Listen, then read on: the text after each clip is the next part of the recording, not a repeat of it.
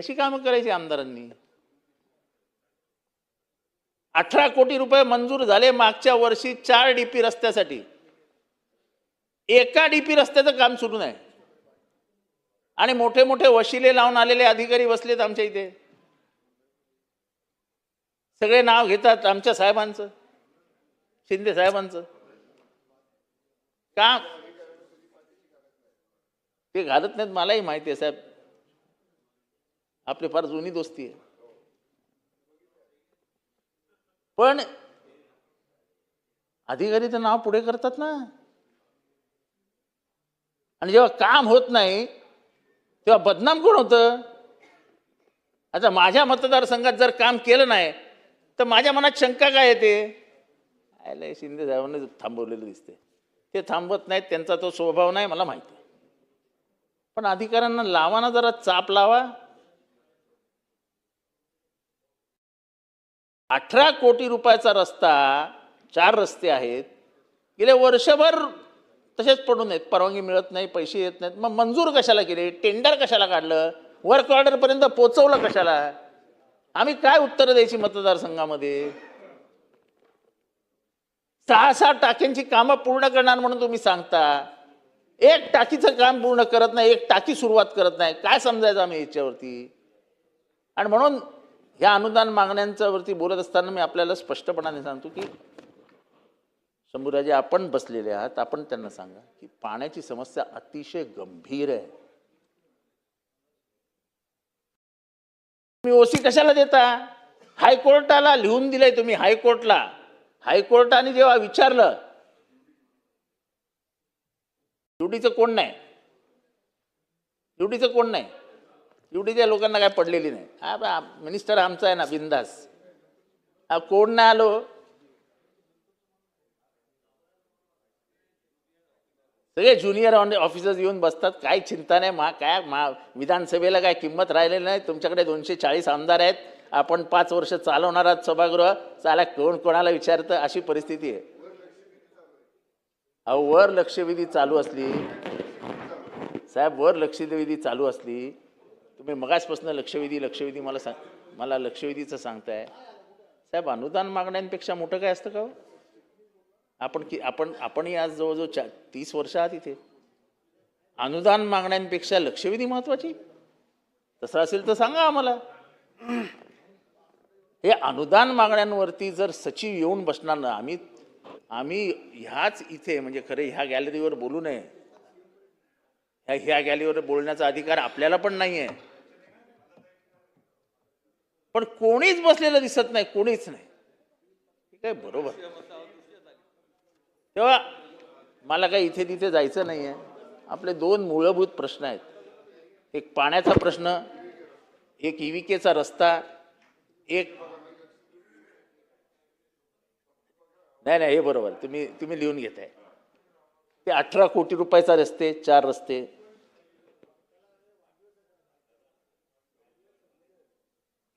आणि पूर्ण शहराला कमी असणारा पाण्याचा तुटवडा, ह्याच्याकडे जरा गांभीर्याने आपण बघावं, एवढीच आमची विनंती आहे. बाकी काही फार अपेक्षा नाही आहेत. अहो, असं दरवर्षी सांगता तुम्ही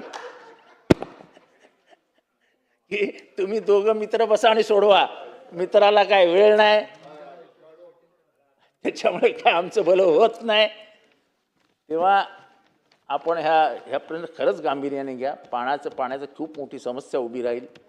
एक दुसरा प्रश्न होता, तो म्हणजे आपण एक महत्त्वाकांक्षी प्रकल्प केला आहे, बोरिवली ते ठाणा, तो भुयारी रस्ता काढला आहे. तो भुयारी रस्ता नेमका बिल्डिंगच्या दरवाज्यात येतोय. तर आम्ही मागणी केलेली की त्याला तुम्ही घोडबंदर रस्त्यापर्यंत घेऊन जा. तर ते आता अर्धवट मागणी पूर्ण झाली आहे. जर आपण घोडबंदर रस्त्यापर्यंत हा रस्ता घेऊन गेलात तर पूर्ण मागणी पूर्ण होईल आणि लोक दुवा देतील एकनाथ शिंदे साहेबांना, आम्हाला नाही. माझा तो मतदारसंघ नाही आहे. आता बाकी खूप प्रश्न आहेत, आता या अनुदान मागण्यांच्या मध्ये ते बोलण्यात काय अर्थ नाही. पण साहेब, तुम्ही जरा वेळ घेऊन द्या ना मला. वाटल्यास दर्याला येतो, त्यांना सांगा एकदा हेलिकॉप्टरमध्ये बसवा आणि याला दर्याला घेऊन या. तेव्हा घोडबंदरचा रस्ता झाला. आता तिथे मोनो मेट्रो सगळं आलं. घोडबंदरवरती तुमच्या DCPR मुळे आता प्रचंड लोकसंख्या वाढणार आहे. एवढे प्लॅन पास होत आहेत की काही विचारू नका. साहेब सर्व्हिस रोडच गायब झाले. सर्व्हिस रोड हा जगाच्या इतिहासातला हा पहिला रस्ता असेल की ज्याचा सर्व्हिस रोडच गायब करण्यात आला. आता साधा प्रश्न आहे की एवढ्या मोठ्या लोकवस्तीतनं गाड्या येतील त्या डायरेक्ट हायवेवर येतील. सर्व्हिस रोड कशासाठी आहे की तो स्टॉप गॅप अरेंजमेंट आहे की त्यांनी पूर्ण म्हणजे पूर्ण गाडी रस्त्यावर जाता कामा नये. आत्तापर्यंत 28 लोक मेली आहेत. 28 लोक. हायकोर्टाने स्वतः प्रश्न विचारला की तुम्ही काय करताय, काय झोपले की काय. याच घोडबंदर रोडवर साहेब गुरचरण जमिनी लिहून घ्या. गपचूप सांगेन येऊन कुठली गुरचरण जमीन. गुरचरण जमिनीवर प्लॅन पास होत आहेत. 3-3, 4-4 एकरच्या गुरचरण जमिनीवर प्लॅन पास होत आहेत. कशा काय होतात. टायटल बिटल काय तपासतात की नाही ठाणे महानगरपालिका. इथे बिल्डरचं नाव घेतलं तर ब्लॅकमेलिंग केलं असं होईल. बिल्डरचं नाव नाही घ्यायचं. मला बिल्डरचं नाव नाही घ्यायचं. पण गुरचरण जमिनी आहे. बांद्र्याला पण गुरचरण जमिनी आहे. नाही तुमचा बिल्डर नाही, तुमचा मित्र नाही. आणि बिल्डरचं नाव घ्यायला सुरुवात कोणी केली ते कशाला साहेब. तुम्हीच येतात इथे. ते पहिल्या मजल्यावर इथे कुठेतरी कोणतरी बसायचं ते तुम्हीच असं बोट करून दाखवलं होतं. याच बाकावर बसला होतात. याद करो पुराने दिन. अरे वा. हे गुरचरण जमिनीबाबत जरा गांभीर्याने घ्या. दुसरी गोष्ट म्हणजे येऊर येथे होणारी अनधिकृत बंगल्याची बांधकाम. ह्याच्यावरती हायकोर्टाने पिटिशनमध्ये तोडा म्हणून सांगितलेले आहेत.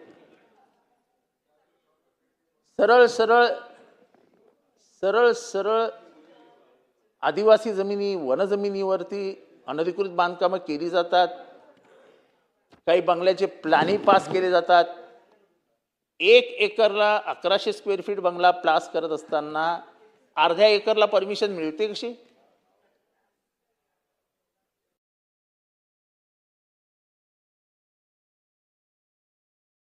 नंतर कळव्याचा जो उड्डाण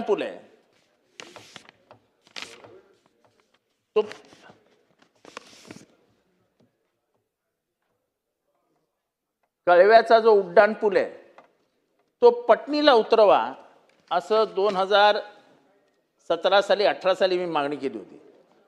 तेव्हा त्यावेळेसचे मुख्यमंत्री देवेंद्र फडणवीस साहेब यांनी लगेच आपण करूया म्हणून.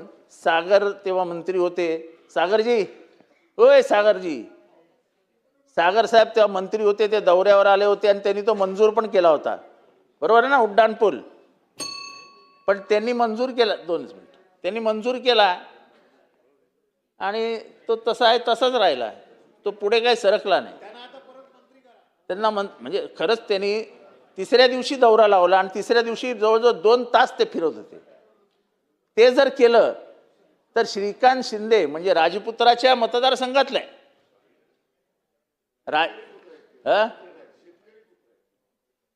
पण शेतकरी राजा असतो ना. अरे असं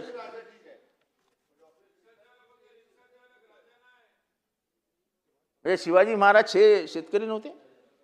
हा मग तर राजे होते ना. तर आपण शेतकरी थोडी म्हणतो. शेतकरी म्हणा शिवाजी राजांना बघा कशी बोंबाबोंब करतील. छत्रपतींशिवाय बोलायचं नाही. मग ठीक आहे, मग छत्रपती पुत्र म्हणतो.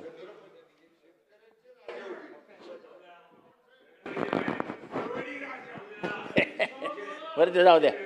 त्यांच्या मतदारसंघातला आहे आणि पूर्ण ट्रॅफिक नाहीसं होईल असा हा प्रकल्प आहे.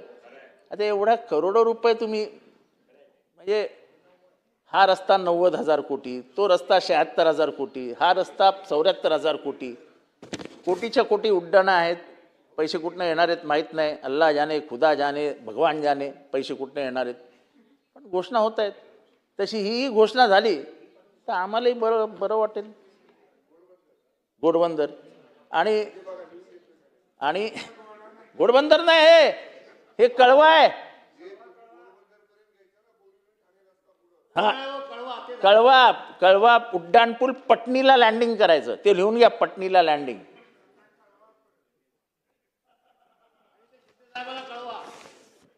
हा, आणि ते शिंदे कुठे कुठे आहेत? कुठे बसलेत? त्यांचं बसण्याची ठिकाणं सांगावं आम्हाला. जाऊ सर, आता आता जाऊ. हा, म्हणजे तुम्हाला पण माहित नाही सध्या ते कुठे बसलेले आहेत.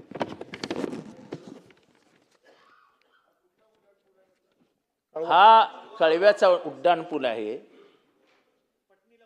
हा पटणीला उतरतो. तसंच हाच उड्डाणपुलाचा एक मार्गिका जर आपण हायवेला जॉईन केली तर कळव्यातलं पूर्ण ट्रॅफिक निघून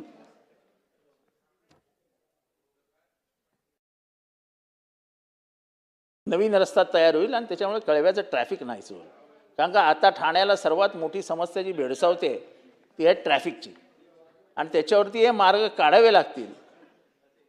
त्यामुळे आपण जसं इतर गावांना MSRDC, MMRDA यांच्या माध्यमातून 100 म्हणजे आजकाल 5,000 2,000 कोटी रुपये काय वाटतच नाही हो. आजकाल जो ऐकावं तो कितीचा रस्ता आहे, 90,000 कोटी. कितीचा रस्ता आहे, 80,000 कोटी.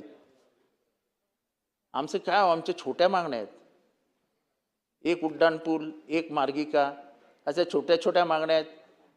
टाक्यांची बांधकामं पूर्ण करायची, ती छोटी मागणी आहे. तेव्हा आपण या अनुदानाच्या माध्यमातून आम्ही ज्या मागण्या पुढे आणल्या आहेत त्या पूर्ण कराव्यात, एवढीच माफक अपेक्षा आपल्याकडनं व्यक्त करतो. आणि खास करून अनधिकृत बांधकामांकडे लक्ष देऊन ती बांधकामं होणार नाहीत, जेणेकरून पुढे अडचणी येणार नाहीत, याबद्दल आपण लक्ष द्यावं. अध्यक्ष महोदय, OBC इतर मागासवर्गीय वर बोलत असताना, या विषयावर बोलत असताना एक महत्त्वाच्या विषयाला मी स्पर्श करतोय आणि मी या सरकारचं ध्यान असे आकर्षित करू इच्छितो की OBCच्या स्कॉलरशिपचे पैसेच मिळत नाही. पार्टीच्या पोस्ट ग्रॅज्युएट स्कॉलरशिपचे पैसेच मिळत नाहीत. म्हणजे एकीकडे फुले शाहू आंबेडकरांचं नाव घेत राज्य चालवण्याचं काम करायचं, पण दुसरीकडे ज्या वर्गाला खऱ्या अर्थाने शैक्षणिक ताकदीची गरज आहे, शिक्षणाच्या माध्यमातून ज्या समाजाला पुढे नेण्याची गरज आहे, त्यांना कमकुवत करण्याचं काम हे सरकार करतंय की काय, हा प्रश्न निर्माण उभा राहतो. आणि म्हणून या अनुदान मागण्यांच्या वरती चर्चा करत असताना आपल्याला विनंती आहे की खास करून शैक्षणिक स्कॉलरशिपच्या दृष्टीने आपण इतर मागासवर्गीय असो नाही तर समाज कल्याणच्या माध्यमातून देणाऱ्या स्कॉलरशिप्स असो, ह्या वेळेवरतीच गेल्या पाहिजेत. त्यांचं शिक्षण अडता कामा नये, याकडे सरकारने ध्यान देणं गरजेचं आहे. एकीकडे सरकारने सांगितलं आहे की जनगणना करताना आम्ही इतर मागासवर्गीय हा कॉलम टाकू, पण तो कॉलम किंवा तसं काही तयारी या सरकारने केलेली दिसून येत नाही. मोदी साहेबांनी मोठी घोषणा केली होती की भारताची लोकसंख्याची मोजणी होत असताना, जनगणना होत असताना OBCची जनगणना होणार, पण OBCची जनगणना होत असताना दिसत नाही. त्याचा मोठा फटका हा भारताच्या लोकसंख्येच्या, जेव्हा लोकसंख्या मोजली जाईल तेव्हा होईल. आणि 27ला आपल्याला ती करायची असेल तर आत्तापासून सरकारने त्याची तयारी केली पाहिजे, नाहीतर तो इतर मागासवर्गीयांवरती अन्याय असेल. अध्यक्ष महोदय, नगरविकास खात्यावर बोलत असताना माझा नेहमीचा प्रश्न मी उभा करतो की ठाणेकरांना पाणी नाही. दरवेळेस हा प्रश्न हसण्यावरही नेला जातो. आणि मी नेहमी सांगतो सुनील प्रभू आहे ना. की एकनाथ शिंदे साहेब मुख्यमंत्री असताना बघा ना. हजारो करोडो रुपयाचे रस्ते बनले, नाही, तुम्ही कागद दिला ना, बायपास, कागदावर तुम्ही सुनील प्रभू लिहिलं. अंडरपास, हजारो करोड रुपयाचे रस्ते बनले. त्यांनी जर लक्षात घेतलं असतं आणि ठाणेकरांसाठी एक धरण आणलं असतं शंभूराजे, नाही झालं. तर पुढचे 500 वर्ष ठाणेकरांनी त्यांना लक्षात ठेवलं असतं. रस्ते तुटतात, रस्ते बनतात, रस्ते तुटतात, रस्ते बनतात. शाहू महाराजांनी राधानगरी एकदाच बनवली, पण पुढचे 500 वर्ष राधानगरी लक्षात राहील. कोयना एकदाच बनला, पण कोयन्याच्या काठचे आहेत. मुख्यमंत्री महोदय पण कोयनेच्या काठचे आहेत, पण पुढचे कैक वर्ष कोयना लक्षात राहील. आज ठाणे शहरातल्या कुठल्याही भागाला पाणी नाही, कुठल्याही भागाला. मी ज्या शहराचं प्रतिनिधित्व करतो, त्या भागाचं प्रतिनिधित्व करतो, त्या मुंब्र्यात तर पाणीच नाही. मुंब्रा सोडून द्यावं साहेब, पण जो सर्वात महत्त्वाचा भाग म्हणून मोजला जातो आणि आता श्रीमंतांचा प्रभाव असलेला जो भाग म्हणून ओळखला जातो, तो म्हणजे घोडबंदर रोड. घोडबंदर रोडच्या एकाही बिल्डिंगला पाणी मिळत नाही.